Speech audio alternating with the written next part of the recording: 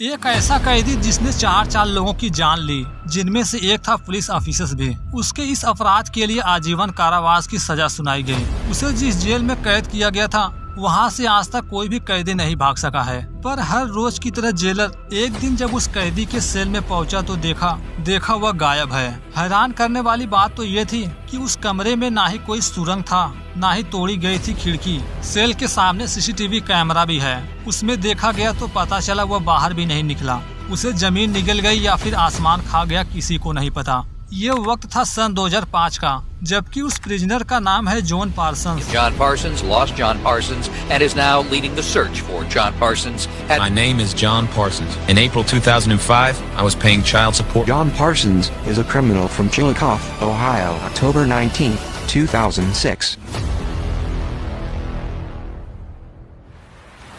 Story की शुरुआत हुई 21 अप्रैल सन 2005 से। यह प्लेस है अमेरिका का चिल्लिकाथी सिटी। सुबह के 10 बजे जॉन पार्सन्स नाम का बंदा गैस स्टेशन नामक जगह से रॉबरी कर रहा है। इसी डकैती के दौरान उसने 3 बच्चों की जानें ले ली। वो पकड़ा न जाए इसलिए जान बचाकर भाग रहा है। अब तक इस वारदात की खबर चिल्लिकाथी पुलिस को दे दी गई है। वे जल्दी वहां पहुंच जाएंगे। यह देख जॉन वहां से भागना चाहा। रोड के बगल में एक कार पार्क थी। पुलिस के गाड़ी का सायरन सुनते ही पार्क की गई कार को लेकर भागने लगा। करीब 15 मिनट तक भागा भागी का खेल चलता रहा। जब जॉन को लगा कि वह इस तरह गाड़ी के साथ छुप नहीं सकता तो वह गाड़ी से उतरकर भागने लगा। अब तक उसके भागने की खबर एक दूसरे पुलिस ऑफिसर को पता चल चुकी थी, जिसका नाम था लैरी आर कॉक्स, जो इस टाइम ड्यूटी पर नहीं है। पर जॉन जिस तरफ भागा था वह उस टाइम था उसी इलाके में। लैरी को जैसे ही उस अपराधी का एग्जैक्ट लोकेशन पता चला, पहुंच गया उस जगह जहां वह देखता है कि वह गाड़ी से उतरकर एक गली में भाग रहा है। वह उसका पीछा भी करना चाहा, पर उसे कहाँ पता आज उसकी किस्मत अच्छी नहीं है। लैरी बचने के लिए उस ऑफिसर पर गोली चला दिया। गोली चलाने के बाद वह देखा भी नहीं कि वह शख्स मरा भी या जिंदा है। वहां से भाग गया। बाद में पता चला उस ऑफिसर की डेथ हो चुकी है। 3 बच्चे तथा एक ऑफिसर की हत्या के बाद जॉन अब कोई नॉर्मल अपराधी नहीं रह गया था, बन चुका था एक हत्यारा। इसलिए पुलिस उसे ढूंढने में पूरी ताकत लगा दी। फाइनली लंबे जांच पड़ताल के बाद 2.5 महीने के अंदर ही 10 जुलाई सन 2005 को उसे गिरफ्तार कर लिया गया। कोर्ट में पेश करने के बाद जब उसका अपराध साबित हुआ तो उसे सुनाई गई आजीवन कारावास की सजा। सजा के लिए उसे चिल्लिकाथी के ही जेल रॉस काउंटी जेल में शिफ्ट किया गया। जॉन को अंदर ले जाने से पहले चेकिंग की गई, क्योंकि जिस तरह इसने 3 लोगों की जानें ली है, ऑफिसर्स को डर है जरूर इसके पास कोई न कोई हथियार होगा। उसे एक अलग क्रिमिनल का ड्रेस दिया गया। इसी ड्रेस में अक्सर यहाँ के कैदी रहते हैं। इस जेल से वह भाग न पाए इसलिए एक अलग आइसोलेटेड सेल में रखा गया, जिसके बाहर 24/7 कैमरे ऑन रहते हैं, यानी उसके भागने के चांस बिल्कुल कम है। और तो और यह जेल कुछ इस तरह है जहाँ हर चप्पे पर कैमरे इंस्टॉल हैं। इसी के साथ जेल के चारों ओर कई मीटर ऊंची वार फ्रेम है, जिस पर लगे हैं कटीले वायर्स। देखा जाए तो यहाँ से भागना इम्पॉसिबल है, पर शायद इन्हें ये नहीं पता आगे चलकर वह इस इम्पॉसिबल काम को पॉसिबल बनाने वाला है। जेल में सिक्योरिटी का बंदोबस्त कुछ इस तरह किया गया है कि सभी सेल के डोर ऑटोमेटिक थे, जिसे एक कंट्रोलिंग रूम में बैठकर कंट्रोल किया जा सकता था। साथ ही साथ सीसीटीवी फुटेज के जरिए यह भी पता किया जा सकता है कि उस टाइम हर एक कैदी का किस तरह का रवैया है। जेल में आकर जॉन यही सोच रहा है कि मुझे अपने घर माँ बाप के पास नहीं जाना चाहिए था। अगर मैं कहीं और गया होता तो मैं कभी इनके हाथ नहीं लगता। जैसा कि जॉन इस जेल में कैद बाकी अपराधियों की अपेक्षा सबसे यंग है, इसलिए उस पर बाकी लोगों की अपेक्षा सबसे ज्यादा ध्यान रखा जाता था। जब भी बाहर लाया जाता तो हाथ तथा पाँव में होती थी हथकड़ी। और तो और शुरुआती समय में जो सीसीटीवी कैमरा उसके सेल के सामने है, उससे हर समय नजर रखी जाती थी। देखा जाता था कि वह हर समय क्या कर रहा है, कहीं यहाँ से भागने की प्लानिंग तो नहीं कर रहा। जेल के अंदर ही इंटरटेनमेंट के लिए काफी सारी खेलने की सुविधाएं थी। शुरुआती समय में वह इन सब चीजों पर ज्यादा ध्यान नहीं देता था, पर जब कई बार खेल कूद वाले प्लेस पर गया तो वहाँ के माहौल को देखकर उसे ऐसा लगा कि अगर वह यहाँ से भागने के बारे में सोचे तो शायद यहाँ से भाग सकता है, क्योंकि वहाँ जाने के बाद कोई क्या कर रहा है कोई भी उन पर ध्यान नहीं देता था। यहाँ तक कि बाकी कैदी भी एक दूसरे को बिल्कुल नहीं देखते थे, वे तो बस खेलने में ही बिजी रहते हैं। इसी तरह एक दिन जब वापस से खेलने के लिए गया तो वह देखता है कि वह इलाका पूरी तरह से आइसोलेट है, बाहर निकलना तो नामुमकिन सा था। पर इसी टाइम जब उसने ऊपर देखा तो उसने पाया एयर फ्लो के लिए ऊपर काफी बड़ा स्पेस खाली है, जहाँ से एक इंसान आसानी से उस पार जा सकता है। पर उसकी ऊंचाई काफी ज्यादा थी और तो और कोई चढ़ भी नहीं सकता, क्योंकि दीवार थी बिल्कुल प्लेन। अभी के लिए वो उसकी ऊंचाई मापने की कोशिश किया, जहां उसने अनुमान लगाया इसकी ऊंचाई लगभग 18 फीट होगी, जहां उसे सबसे पहले कटीले वायर से बचना होगा। पहले दिन तो सिर्फ दीवार की ऊंचाई मापा, आगे करना क्या है इसी को सोचते हुए सेल में पहुंचा, जहां न जाने उसके दिमाग में क्या प्लान आया। सेल की एक बहुत बड़े दीवार में सुराख करने लगा, पर ये इतना भी आसान नहीं कि ये उस बड़े से ईंट को आसानी से निकाल ले दीवार से। सपोज करें यदि ये इसमें कामयाब हुआ तो वह सीधा जेल के छत पर पहुंचेगा, जहां से उसे सिर्फ 20 फीट नीचे जाना होगा। इतना सब कुछ सोचने के बाद वह ये तो मान लिया, पर जब सारी चीजें कैलकुलेट की तो पता चला ये इतना भी आसान नहीं है। उसे डर है कहीं इस दीवार के उस पार भी कोई दूसरी दीवार हो, इसलिए आगे से दूसरा कोई प्लान ढूंढने लगा। ऐसे ही दरवाजा बंद करके आगे की प्लानिंग कर ही रहा था कि तभी अंदर एक ऑफिसर आया। जॉन के इस तरह के रवैयों को देखकर उसे डाउट हुआ। इधर उधर देखा, सेल की जांच की, पर जॉन पर उसे शक हो ऐसा कोई सबूत मिला ही नहीं। उसके जाने के बाद वाल को वापस चेक किया, जहां वह देखता है कि यह दीवार इतनी भी सॉलिड नहीं जिसे आसानी से काटा नहीं जा सके। फिलहाल वह करने क्या वाला है ये तो आगे ही पता चलेगा। अभी के लिए वह बाकी प्रिजनर की तरह जेल में रह रहा है। फाइनली वह समय आया जब कुछ कैदियों का टूथपेस्ट खत्म हो गया, जो इन्हें इसी जेल में मिलने वाला था। जब वह टूथपेस्ट लेने गया तो वहाँ वह अपना मन पसंदीदा टूथपेस्ट लिया। वापस सेल में आने के बाद उसने टूथपेस्ट तथा हरे नीले रंग का जाली रेसर्च निकाला। इन सभी चीजों को आपस में मिलाकर एक ऐसा पेस्ट तैयार किया। टेस्टिंग के लिए जब दीवार पर लगाया तो सच में वो उसी के कलर में बदल गया। अब तक उसके खाने का समय भी हो चुका है। फाइनली वह सारी चीजें बिस्तर के नीचे छुपाकर बाहर चला गया। पेस्ट तो तैयार हो चुका है, अब उसे जरूरत है किसी मेटल की, जिससे वह दीवार के एक बहुत बड़े ईंट के ब्लॉक को काट कर निकाल सके। अगले दिन ये भी उसे मिल गया, जो लगी थी सामने की खिड़की में। वह उन्हीं में से एक मेटल की प्लेट निकाल लिया, जिसे सेल में लाकर ईंट का एक बड़ा हिस्सा काटने लगा। काम शुरू ही किया था कि चेकिंग के लिए एक और ऑफिसर आ गई। जब वह सेल की तलाशी ली तो उसे ऐसी कोई चीज मिली ही नहीं जिससे इन्हें जॉन पर शक हो। इस तरह वह सेल चेक करके वापस चली गई। यह देख उसके जान में जान आया। थोड़ी देर बाद वापस से काम शुरू हुआ। इस काम को करते हुए उसे कई सारी प्रॉब्लम्स आ रही थी। सबसे पहला तो ये था कि उसे बार बार देखना पड़ता था कि बाहर कोई है तो नहीं, जबकि दूसरा तो ये था जब वह दीवार की कटिंग कर रहा था तो उसे कई सारे कठोर पत्थर मिले जिसे काटना बहुत ही मुश्किल है। वह बड़े मुश्किल से उन कड़ों को बाहर निकालता था। ऐसा करते वक्त उसकी उंगली में कई बार चोटें भी लगी। काम पूरा करने के बाद सबसे जरूरी तो ये था कि जब भी उसे लगता कि अंदर कोई आ रहा है तो वह बनाए गए लिक्विड से उस हिस्से को ढक देता था। इसी तरह वह हर रोज थोड़ा थोड़ा काम करता गया। सारी चीजें तो प्लान के अनुसार ही चल रही थी, पर फिर भी कहीं न कहीं उसे डर लगा रहता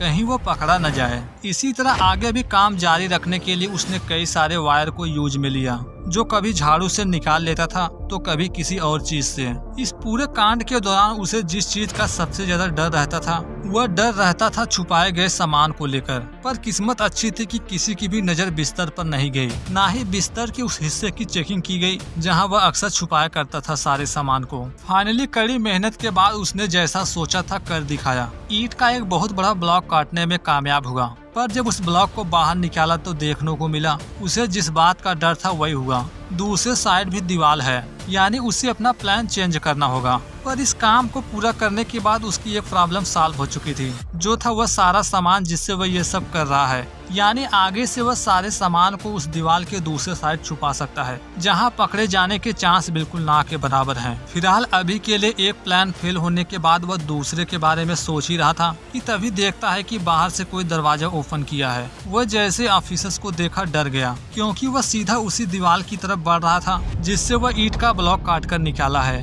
टाइमिंग इतनी परफेक्ट थी, उसे उस दीवार पर कुछ गड़बड़ लगा, क्योंकि कटे हुए हिस्से में छोटे छोटे दरार आ गए थे। वह जॉन से पूछा कि ये सब क्या है, ये दरार कैसे आया? पर जॉन कहता है कि मुझे इसके बारे में कुछ नहीं पता, दीवार ही तो है, आ गया होगा। वो ऑफिसर्स भी इस चीज को ज्यादा सीरियस नहीं लिया। सोचा कि भला कोई यहाँ से कैसे भाग सकता है। अगर ये ऐसा करना भी चाहा तो दूसरे साइड एक दूसरी दीवार है, यही सोचकर वह बाकी चेकिंग किए बगैर बाहर निकल गया। इस तरह जॉन चैन की सांस लिया। उसे लगा था कि आज तो वह पकड़ा गया। इस तरह फंसते फंसते उसने फैसला किया, अब चाहे जो भी हो जाए उसे जल्द से जल्द यहाँ से भागना होगा। इसी टाइम उसे उस दिन का ख्याल आया जब वह प्ले रूम में गया था, जहाँ ऊपर बड़ा खुला स्पेस दिखा था। सोचा कि अब चाहे जो भी हो जाए वहीं से भागेंगे, पर वहाँ तक पहुँचने के लिए उसे काफी बड़ी रस्सी चाहिए होगी। साथ ही साथ उस रस्सी पर कोई कटीला हथियार बंधा हो ताकि वह आसानी से रोशनदानी में फंसा सके। आगे से उसने पूरा ध्यान रस्सी बनाने पर दिया। इसके लिए उसने बिस्तर की चादर,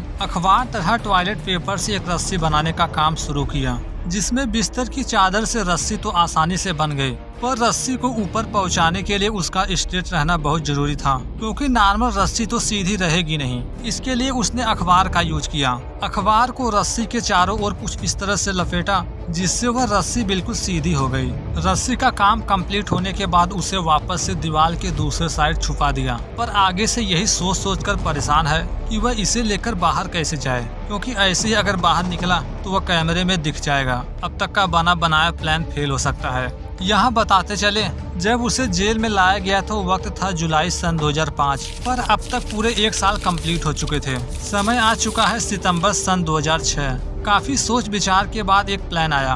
वह उन रस्सियों को लाकर अपने पैर में बांधा, जहां उसने पाया कि शायद उसका प्लान सक्सेसफुल हो सकता है। रस्सी को पैर में बांधने के बाद जब वो पैंट पहना तो ऐसा लग ही नहीं रहा था कि पैंट के नीचे कुछ छुपाया गया है। रस्सी का बाकी हिस्सा जो बच रहा था उसे ऊपर की तरफ कर लिया, यानी अब वह बाहर जाने के लिए बिल्कुल रेडी है। इस तरह वह 30 सितंबर सन 2006 को हर रोज की तरफ प्ले रूम में जाने के लिए बाकी कैदियों के साथ बाहर निकला, पर इसी टाइम उसने देखा कि वहां जाने से पहले सभी कैदियों की चेकिंग हो रही है, जो हमेशा होता ही था। यह देख वह डर ही गया। मन ही मन सोचने लगा कि मैंने इसके बारे में सोचा ही नहीं, लगता है अब पकड़ा जाऊंगा। लेकिन जब वह सिग्नेचर करने गया तो उसने पाया शायद ऊपर वाले को कुछ और ही मंजूर है। उसकी चेकिंग हुई ही नहीं, ऐसे ही जाने दिया गया। फाइनली जब प्ले रूम में पहुंचा तो वह देखने लगा कि कौन सा जगह बिल्कुल सेफ होगा जहां से वह ऊपर चढ़े, क्योंकि यहाँ उसे 3 लोगों से बचना था, जिसमें से 2 सबसे महत्वपूर्ण हैं। पहला तो सीसीटीवी कैमरा, दूसरा यहाँ के ऑफिसर्स, जबकि तीसरे हैं खुद यहाँ के कैदी, जिन पर ज्यादा ध्यान देने की जरूरत नहीं थी, क्योंकि अगर उन्होंने जॉन को यहाँ से भागते हुए देखा भी तो वे उसे रोकने के लिए कुछ नहीं करेंगे, और तो और उसे भागने में ही मदद करेंगे। थोड़ी देर इधर उधर देखने के बाद उसने वह जगह फाइंड कर लिया जहाँ से वह ऊपर चढ़ेगा, जो था उस कमरे का कोना, जहाँ ना ही सीसीटीवी कैमरे से देखा जा सकता है, ना ही वहाँ किसी ऑफिसर्स की नजर पड़ेगी। आगे अब और देरी नहीं किया, कपड़े के नीचे छुपाए सारे रस्सियों को बाहर निकाला, जिसे ओपन करके आसानी से ऊपर फंसा दिया। आगे वह कोई गलती किए बगैर रस्सी का हुक जाली में फंसाया। धीरे धीरे चढ़ने लगा ऊपर। उसे ऐसा करते हुए कुछ कैदियों ने भी देखा था, पर उन लोगों ने जानबूझकर उसकी तरफ ध्यान भी नहीं दिया,